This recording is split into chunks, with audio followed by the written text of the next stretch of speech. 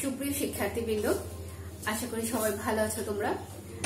আজকে তোমাদের অনলাইন ক্লাসে স্বাগত জানাচ্ছি। আমি মাহফুজা খান, সহকারী অধ্যাপক, উদ্ভিদ বিজ্ঞান বিভাগ, জয়পুরহাট সরকারি কলেজ। আজকে আমি একাদশ দ্বাদশ শ্রেণী 10ম অধ্যায় প্লান্ট রিপ্রোডাকশন যে অধ্যায়টা আছে তোমাদের, সেই অধ্যায়ে ডেভেলপমেন্ট অফ ওভিউল নিয়ে আলোচনা করব। এর আগে ক্লাসে আমরা গ্যামেটোফাইট নিয়ে আলোচনা করছি, ডেভেলপমেন্ট অফ মাইক্রোস্পোরেঞ্জিয়া নিয়ে আলোচনা হয়েছিল আমাদের ফার্স্ট ক্লাসে। আজকে আমরা ডেভেলপমেন্ট অফ ওভিউল বা ডিম্বকের পরিস্ফুটন নিয়ে প্রাথমিক কিছু আলোচনা করব। আমরা গত ক্লাসে যে ছবিটা এঁকেছিলাম সেখানে দেখেছিলাম একটা ফুলের যে অংশগুলো থাকে, পুষ্পাক্ষ, বীতি, তারপরে হচ্ছে পাপড়ি, পুংস্তবক এবং স্ত্রীস্তবক। গতদিন আমরা পুংস্তবকটা নিয়ে দেখিয়েছিলাম। আজকে আমরা দেখাবো এই মাঝখানে যে স্ত্রীস্তবকটা, সেই স্ত্রীস্তবকটা যদি আমরা আলাদা ভাবে একটু আঁকাই তাহলে আমরা এখানে দেখতে পাবো যে স্ত্রীস্তবক বা আমরা একটু বলতে পারি স্ত্রী কেশর বা হচ্ছে কি কার্পেল বা গর্ভপত্র, যেটাকে বলা হয় কার্পেল, গর্ভপত্র বা স্ত্রীস্তবক বলা হয়। তাহলে আমরা এখানে স্ত্রীস্তবকটা কি সপুষ্পক উদ্ভিদের স্ত্রী জননাঙ্গকে আমরা বলতে পারি হচ্ছে কি স্ত্রীস্তবক। সপুষ্পক উদ্ভিদের যে স্ত্রী জননাঙ্গ, আমাদের আগের দিনে যে পুংকেশর দেখেছেন এটা হচ্ছে কি পুং জননাঙ্গ আর এটা হচ্ছে কি স্ত্রী জননাঙ্গ। তাহলে সপুষ্পক উদ্ভিদের যে স্ত্রী জননাঙ্গ তাকে বলা হয় হচ্ছে কি গর্ভপত্র, গর্ভকেশর বা কার্পেল। ইংলিশে আমরা যদি এটাকে বলি তাহলে কার্পেল। তাহলে আমরা এটা তিনটা অংশ দেখতে পাবো। হ্যাঁ, এখানে যদি আমরা দেখি তাহলে আমরা দেখবো যে এটা তিনটা অংশ আছে। প্রথমে উপরের দিকে যে গোলাকার অংশটা সেটাকে বলা হয় গর্ভমুণ্ড, এটা হচ্ছে গর্ভদণ্ড এবং নিচের দিকে যে অংশটা সেটা হচ্ছে গর্ভাশয়। এই তিনটা জিনিস নিয়ে হচ্ছে কি কার্পেল বা স্ত্রীস্তবক যে অংশটা গঠিত হয়। তাহলে কি কি থাকে? উপরের দিকে গর্ভমুণ্ড, লম্বা যে দন্তাকৃতি যে অংশটা সেটা হচ্ছে কি গর্ভদণ্ড এবং নিচের দিকে আমরা গোলাকৃতির একটা অংশ যে ফ্লাক্সের আকৃতির অংশটা দেখতে পাচ্ছি সেটাকে বলা হয় গর্ভাশয়। এই গর্ভাশয়ের ভিতরে হচ্ছে কি তোমার ডিম্বকটা অবস্থান করে। গর্ভাশয়ের ভিতরে ডিম্বক অবস্থান করে এবং এই ডিম্বকটা হচ্ছে কি ক্ষেত্র বিশেষে কোনো কোনো উদ্ভিদে একের এক বা একাধিক থাকতে পারে। তারপর হচ্ছে কি এই ডিম্বক থেকে বা ডিম্বক বা ওভিউল থেকে হচ্ছে ডিম্বাণু উৎপন্ন হয়। এর ভিতরে হচ্ছে কি ডিম্বক থাকবে এবং ডিম্বকের ভিতরে সেখান থেকে কি হচ্ছে ডিম্বাণু উৎপন্ন হবে। এখন আজকে আমরা যেটা দেখবো সেটা হচ্ছে কি যে এই ডিম্বক, যেটা পুরো অংশটা আমরা দেখেছি ডিম্বক, সেই ডিম্বকের পরিস্ফুটন। আমরা যদি একটা ডিম্বকের এখানে ছবি আঁকাই, একটা আলাদা ভাবে আমি ছবি আঁকায় রাখছি তোমাদের জন্য, সেই ছবিটা যদি আমরা একটু দেখি তাহলে আমরা এখানে দেখতে পাবো যে এই ছবিটা আমরা প্রথমে দেখি যে বাইরের দিকের এই যে একটা লেয়ার সেটাকে বলা হয় হচ্ছে কি বহিঃত্বক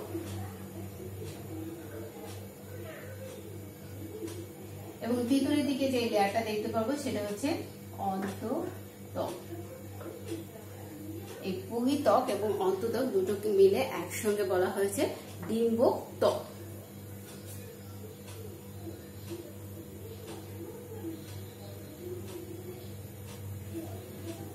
এবং আমরা এরপরে দেখতে পাচ্ছি এই বহিঃত্বক এবং অন্তঃত্বকের পরে যে লেয়ারটা দেখা যাচ্ছে যে সেটাকে বলা হয় ভ্রূণপোষক কলা বা নিউসেলাস টিস্যু।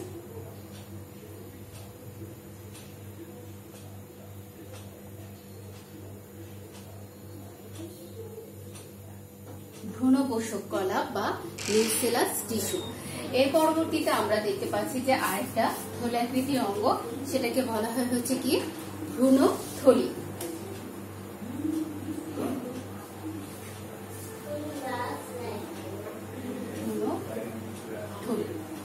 এই ভ্রূণথলির ভিতরে হচ্ছে তোমার ডিম্বাণুটা অবস্থান করবে। তাহলে এই হচ্ছে কি নিউসেলাস বা ভ্রূণপোষক কলা এবং তারপর আমরা দেখতে পাচ্ছি হচ্ছে কি ভ্রূণথলি এবং এর মাঝখানে আমরা যে অংশটা দেখতে পাচ্ছি এটা আরো পরে আলোচনা।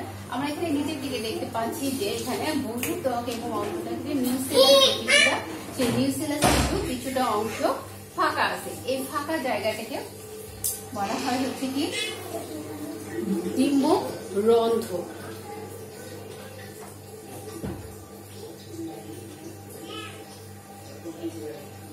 ডিম্বক রন্ধ্র, যেখানে একটা কোর বা ছিদ্র মতো অংশ দেখা যাচ্ছে। এখানে আমরা দেখতে পাচ্ছি এপাশ থেকে বহিঃত্বক এবং অন্তঃত্বক চলে গেছে, কিন্তু মাঝখানে কিছুটা অংশ জায়গা ফাঁকা আছে। এই ফাঁকা অংশটাকে বলা হচ্ছে কি ডিম্বক রন্ধ্র।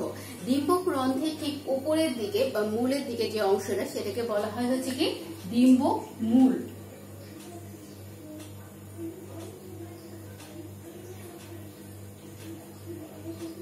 ডিম্বক মূল অংশ। এবং এদিকে যে অংশটা যুক্ত আছে এটা যার সঙ্গে ভ্রূণপোষকটা, এটাকে বলা হয় হচ্ছে ডিম্বক নাড়ি। ডিম্বক নাড়ি এবং হচ্ছে কি ভ্রূণপোষক কলার মাঝখানে যে এই যে সংযোগ অংশটা সেটাকে বলা হয় হচ্ছে ডিম্বক নাভি।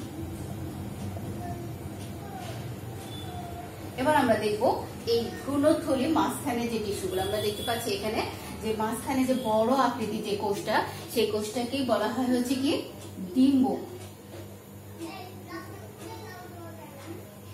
মাঝখানে বড় আকৃতি যে অংশটা সেটাকে বলা হচ্ছে কি এটা হচ্ছে কি ডিম্বাণু।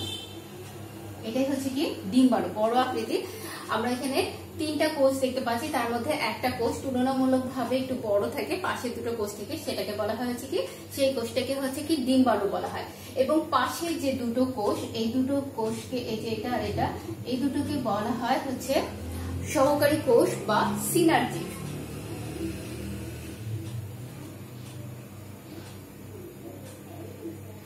এই ডিম্বাণু এবং সহকারী কোষ এই দুটোকে একসঙ্গে বলা হয় ডিম্বাণু যন্ত্র।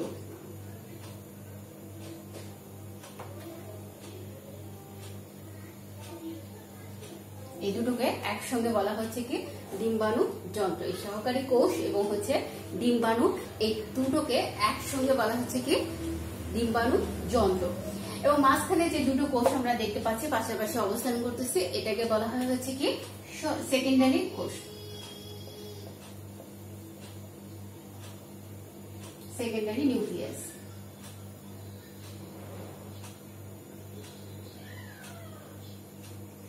এবং উপরের দিকে যে তিনটা আমরা কোষ দেখতে পাচ্ছি, যেটা মোটামুটি একই আকার আকৃতি ভাবে রয়েছে, সেগুলোকে বলা হয় অ্যান্টিপোডাল সেল বা প্রতিপাদ কোষ। এই তিনটার প্রত্যেকটিকে বলা হয় অ্যান্টিপোডাল সেল বা প্রতিপাদ কোষ। তাহলে আমরা দেখতে পাচ্ছি যে এটা ডিম্বকের গঠন আর কি। তাহলে আমরা এটা দেখতে পাচ্ছি কি এখানে ডিম্বকের গঠন, নিচের দিকে গোড়ার মতো যে অংশটা সেটাকে বলা হয় ডিম্বক নাড়ি। এবং এই ডিম্বক নাড়ি এবং ভ্রূণপোষক কলা মধ্যবর্তী যে একটা সংযোগ রেখে সেটাকে বলা হয় ডিম্বক নাভি। এবং এদিকে আমরা দেখতে পাচ্ছি কি বহিঃত্বক, এটা এবং এটা হচ্ছে কি অন্তঃত্বক, দুটোকে একসঙ্গে বলা হচ্ছে কি ডিম্বক ত্বক। এটা দুটো একসঙ্গে হচ্ছে ডিম্বক ত্বক। এবং এখানে তার পরবর্তী যে কোষটা আমরা দেখতে পাচ্ছি সেটা হচ্ছে নিউসেলাস টিস্যু বা ভ্রূণপোষক কলা। এবং তারপরে থাকে হচ্ছে কি ভ্রূণথলি, যে মাঝখানে যে লেয়ারটা, এই লেয়ারটাকে বলা হয় হচ্ছে কি ভ্রূণথলি। এই ভ্রূণথলির মধ্যে হচ্ছে কি ডিম্বাণুটা অবস্থান করে। ডিম্বাণুর দুপাশে যে কোষ দুটো থাকে তাদেরকে বলা হয় সহকারী কোষ। ডিম্বাণু এবং সহকারী কোষকে একত্রে বলা হচ্ছে কি ডিম্বাণু যন্ত্র। এবং এই মাঝখানে থাকে হচ্ছে কি দুটো সেকেন্ডারি নিউক্লিয়াস। তারপর হচ্ছে কি উপরের দিকে যে তিনটা কোষ মোটামুটি ভাবে একই আকার আকৃতি বিশিষ্ট, তাদেরকে বলা হচ্ছে কি প্রতিপাদ কোষ বা অ্যান্টিপোডাল সেল। তাহলে এই ছিল ওভারঅল একটা হচ্ছে কি ডিম্বকের গঠন। আমরা যদি এখন একটু ডিম্বকের প্রকারভেদ দেখি, আমরা দেখবো যে ডিম্বক সাধারণত ডিম্বকের 4 প্রকার হয়ে থাকে। সেই 4টা ভাগে আমরা ভাগ করেছি। তারপরে এইখানে আমরা যে ডিম্বক রন্ধ্র এবং ডিম্বক মূল, এটার অবস্থান, ডিম্বকটা কোন দিকে অবস্থান করে আছে, ডিম্বক মূল এবং ডিম্বক রন্ধ্রের অবস্থানটা কোন দিকে, তার উপর ভিত্তি করে আমরা একে মোটামুটি 4টা ভাগে ভাগ করে নিতে পারি। এই 4টা ভাগের মধ্যে হচ্ছে কি একটা হচ্ছে কি যে ঊর্ধ্বমুখী বা অর্থনোপটোপাস। আমি এই ছবিটা একটু মুছে দিই।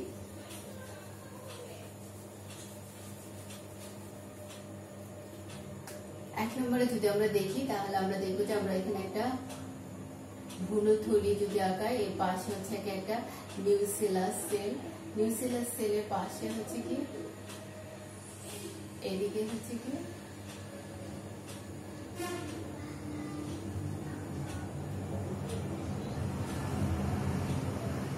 এটা হচ্ছে কি ঊর্ধ্বমুখী, মাঝখানে হচ্ছে তোমার সেলগুলো থাকবে। তাহলে হচ্ছে কি এখানে ডিম্বক যে রন্ধ্রটা, ডিম্বকের রন্ধ্র এবং এটা হচ্ছে কি উপরের দিকে অবস্থান করতেছে এবং হচ্ছে কি ডিম্বক মূলটা নিচের দিকে অবস্থান করতেছে। এটা হচ্ছে কি ঊর্ধ্বমুখী বা অর্থোনোট্রপাস। তাহলে এটাকে আমরা বলতে পারি যে অর্থোট্রপাস, সরি অর্থোট্রপাস বা ঊর্ধ্বমুখী। এটার উদাহরণ হিসেবে আমরা বলতে পারি বিষকাটালি এবং পাম। তাহলে এক্সাম্পল হিসেবে আমরা বলতে পারি হচ্ছে কি বিষকাটালি এবং আরেকটা হচ্ছে কি পাম। এরপর আমরা যদি দেখি যে ঊর্ধ্বমুখী গেল, এবার হচ্ছে কি নিম্নমুখী বা অ্যানাটোপাস। অ্যানাটোপাসটা কি হচ্ছে কি এখানে যে আমরা এটা দেখতে পাচ্ছি, এটা দুটো উপরের দিকে, আমরা এটা দেখবো হচ্ছে কি এটা নিচের দিকে অবস্থান করে। আবার আমরা এইটা এই গঠনটা যদি দেখি, এখানে যে গঠনটা দেখতে পাচ্ছি এটাকে আমরা হচ্ছে কি বলতে পারি হচ্ছে কি নিম্নমুখী বা অ্যানাটোপাস। এরকমই আমি আরেকটা ছবি এখানে আঁকাই।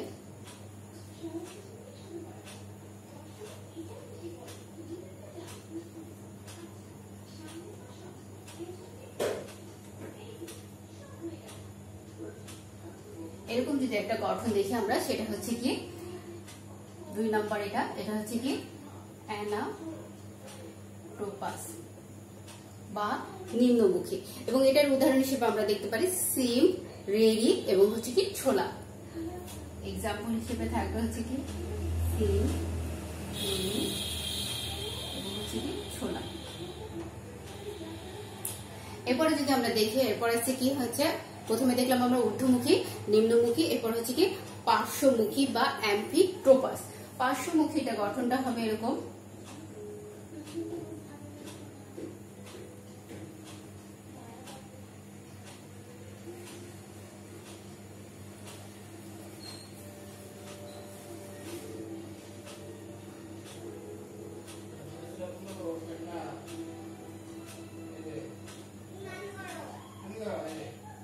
পার্শ্বমুখীটা হচ্ছে কি এখানে ডিম্বক রন্ধ্র, ডিম্বক মূল, এটা হচ্ছে কি একই ভাবে পার্শ্বের দিকে অবস্থান করতেছে, তখন এটাকে বলা হয় হচ্ছে কি পার্শ্বমুখী বা অ্যাম্ফিট্রোপাস।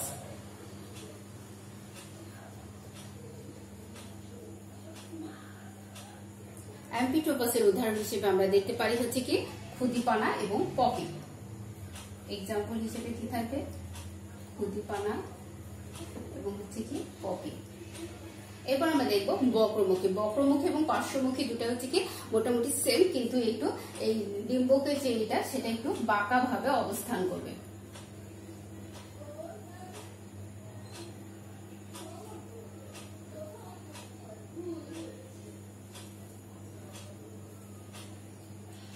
এটা একদম সমান্তরাল ভাবে ছিল, এখানে একটু বাঁকা ভাবে অবস্থান করতেছে, এই জন্য এটাকে বলা হয় হচ্ছে কি বক্রমুখী বা হচ্ছে কি ক্যাম্পিলোটোপাস। ক্যাম্পাইলোটোপাস। তাহলে আমি এই পাশে লিখি ক্যাম্পাইলোটোপাস। এবং এটার উদাহরণ হিসেবে আমরা দেখতে পারি হচ্ছে কি সরিষা।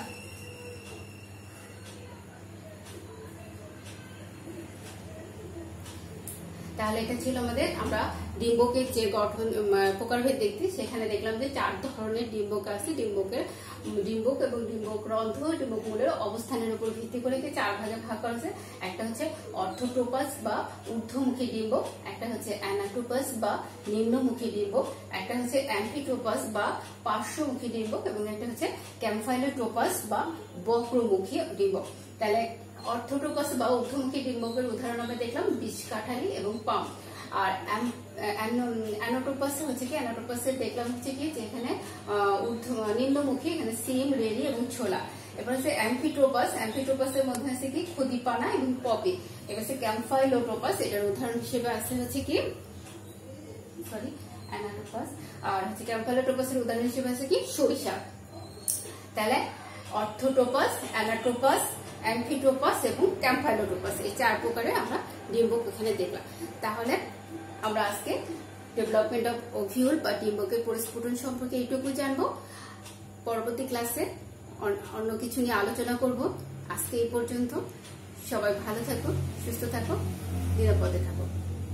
সবাইকে ধন্যবাদ।